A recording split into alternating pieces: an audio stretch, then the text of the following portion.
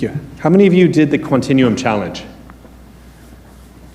Thank you. And to the rest of you, I'm very disappointed. Thank you.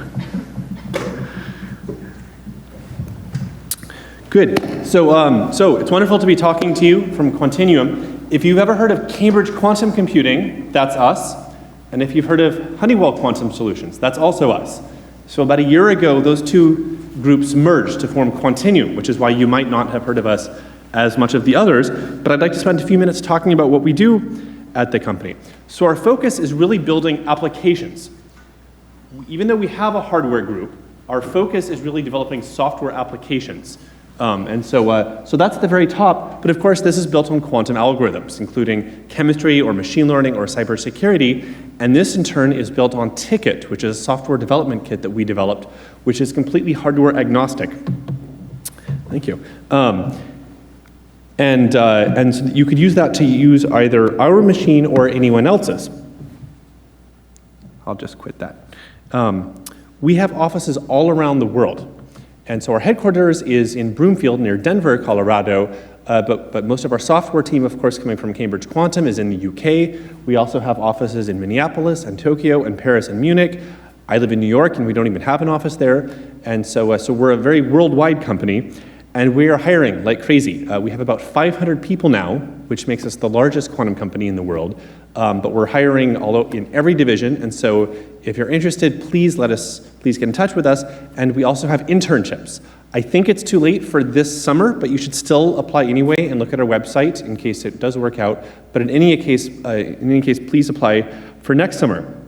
So I wanted to first say a few words about the hardware that we do. So we actually have an ion trap machine, and so it kind of looks like this.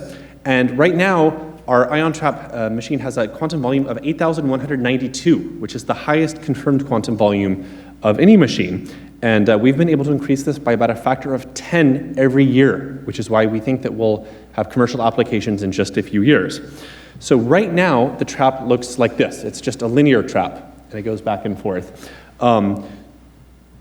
So I want, just in case you're curious how this works, so this animation shows, so we load the atom here, and we zap it, which ionizes it, and then once it's in a trap, then of course we can manipulate it. And so we can transport it physically, so we actually move it over to the gate region here, and then using lasers again, we can manipulate it.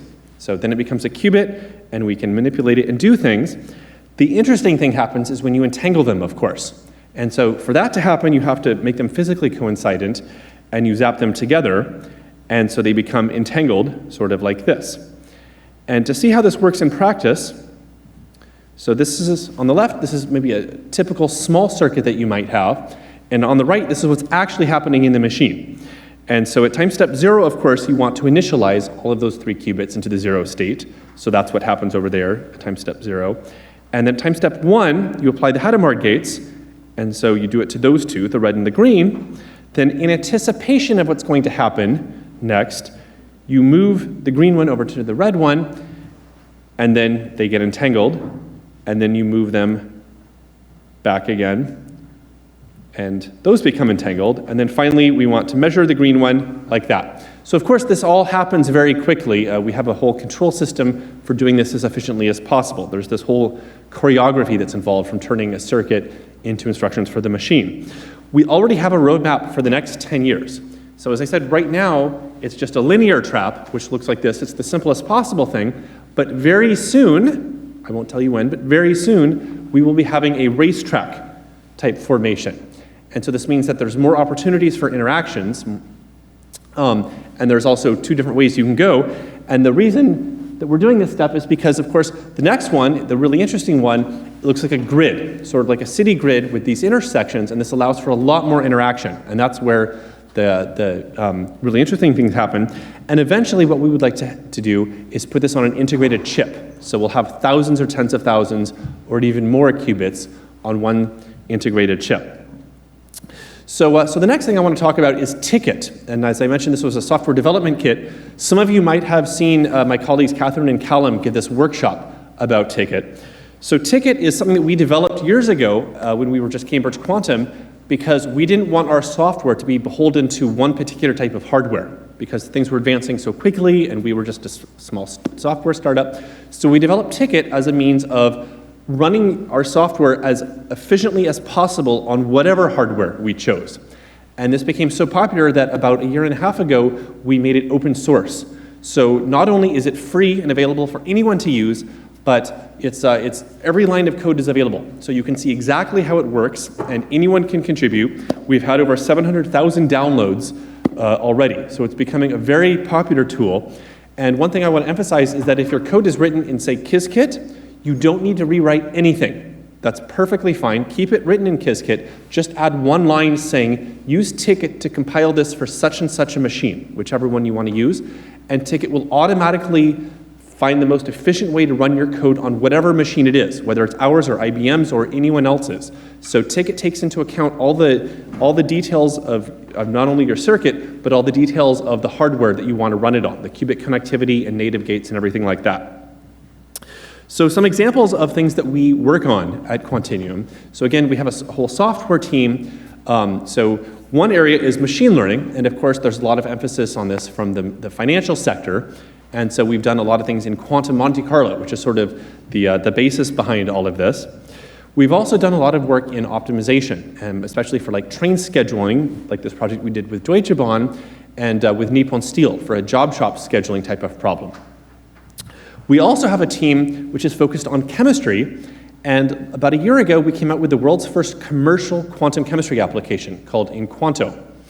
And so inQuanto builds upon a lot of research that we had done over 5 years, and it has about 20 different features, 20 different types of quantum chemistry calculations that you can do. So you don't need to be a quantum computing expert to use inQuanto. You just need to be a chemist. So you enter the type of calculation you want to do, and it sends the quantum commands to our hardware, it does the calculation, and then it sends the results back to you. So a lot of companies are starting to use inQuanto as the world's first quantum chemistry type application. And these are some of the projects that inQuanto is based on. So we did a project with Total on extracting CO2 from the environment. We did a project with Nippon Steel on looking at the metallic structure of different metals. And we did a project with Roche looking at a potential drug for Alzheimer's and how this interacts with our biology. The final application I want to talk about is in cybersecurity. And of course, there's a lot of emphasis on post-quantum encryption and things like that. But what there's been less emphasis on is keys. So a lot of times keys are overlooked. People don't really think too much about where keys come from, but this is absolutely crucial because of course keys have to be secure.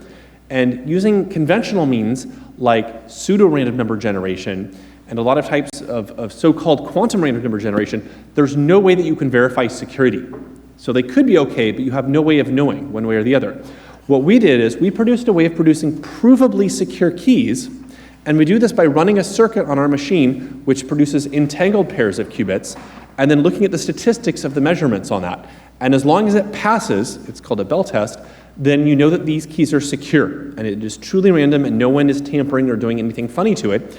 And so this is an application which we have already deployed and we call it Quantum Origin. And so companies are already paying to use these secure keys, knowing that no one is tampering or eavesdropping. So the final thing I want to say is that even though our emphasis is on commercial applications in the short term, we're still very much interested in fundamental research. In fact, we have a whole team based at Oxford focused on this type of fundamental quantum research.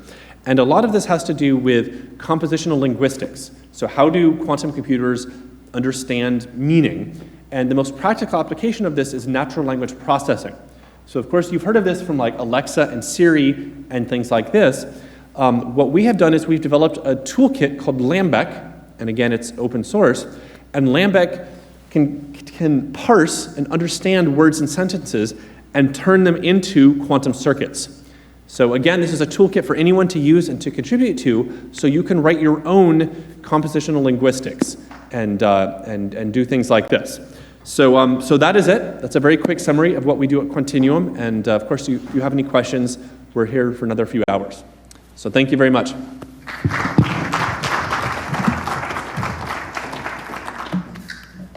Thank you so much for this very insightful talk.